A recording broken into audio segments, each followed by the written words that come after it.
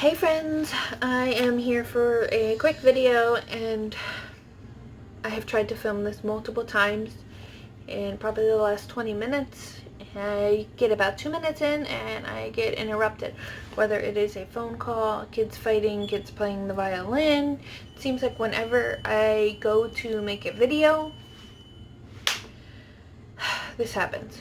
This video is important to me, so I figured I need to keep trying. I haven't made a video in a while, but I felt like this was important enough for me to make one.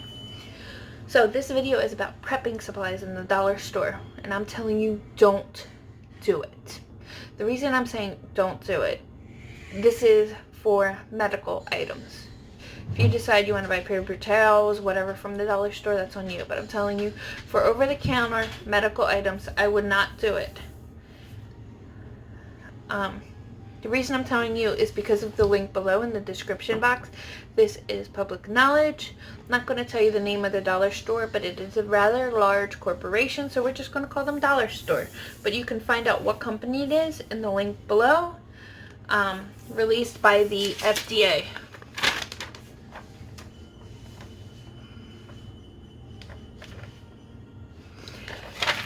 So, as always, you will get the outro by Jenna. So, anyhow, this big dollar store has issues with multiple suppliers that were inspected by the FDA. The first one, it specifically lists what kind of item it's for, and this is for acne pads. And I know a lot of you are thinking acne pads, oh, it just gets rid of acne. But no, that's not. It's more serious than that. So, the issue is, for instance, if anybody can remember being a teenager and through the acne phase, you get a pimple, you pop it, you have an open wound on your face. Well, you have your acne pads, you're rubbing them all over your face, but the issue with the supplier is I'm pretty sure there was either no raw material testing or finished product testing. So essentially, they can get materials from anywhere. The cotton pads they can get from anywhere. They can make the solution using anything. You don't know because there's no testing on it. Well, the other issue is there is no finished product testing for microorganisms, meaning, so say you're rubbing the acne pads on your face, but say the person who was packaging them had staph germs on their fingers, or they coughed, or whatever. They're now rubbing it on their face. Them germs are now in that open wound. So think about this. If you had acne pads and you had some kind of serious situation, say maybe you got snowed in or whatever, you now have an infection on your face and you can't get to the hospital. So some of you might think acne pads are not a big deal, but yes it is. And then somebody else said, oh, I thought they were all topical items. Well, here's the issue. If you're using these items from the dollar store for topical items,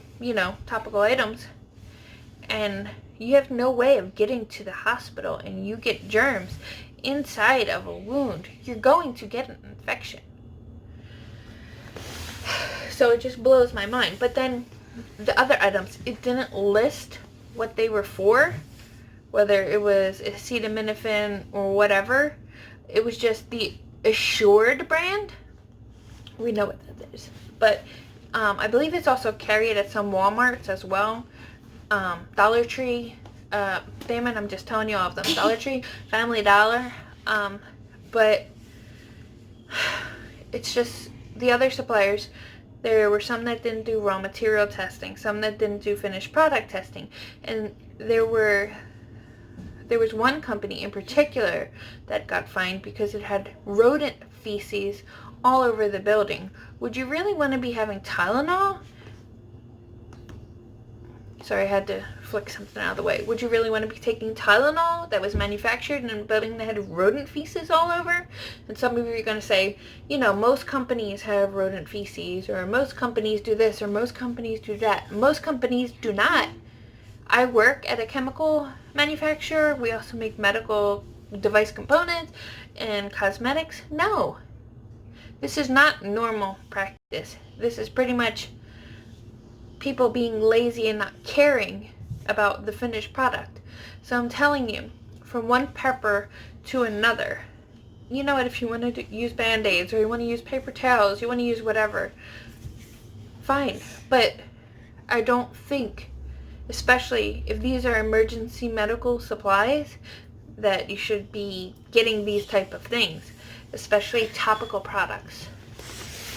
Do you really want to have maybe MRSA? I know I wouldn't, because I know, God forbid, it was like a moment after type situation. Who's gonna cure MRSA? And I don't know about you, but I've had something infected dug off of me, and I know they gave me like 6 or 7 needles around that infected area, and it hurt badly. So I can't imagine anything like that without any kind of painkiller. I'm posting the link below so you can read it for yourself, just so you know that this is somewhat serious. And this way you can use your judgment or see if you picked out any of the supplies that were mentioned in the report below. But the other concerning thing is the corporation knew some of the crappy stuff their supplier was doing and decided they were going to keep distributing these products. That's not a company that I want to support, because essentially it's saying that you don't care about your customers. So, anywho, I figured I would just put that out there and let you guys know what I seen today. I look up these type of articles at work because I work in that industry, and sorry, Jenna is writing me notes because Jenna wants to get in the video. So I can become famous. Hold on. So, I just wanted to put that out there.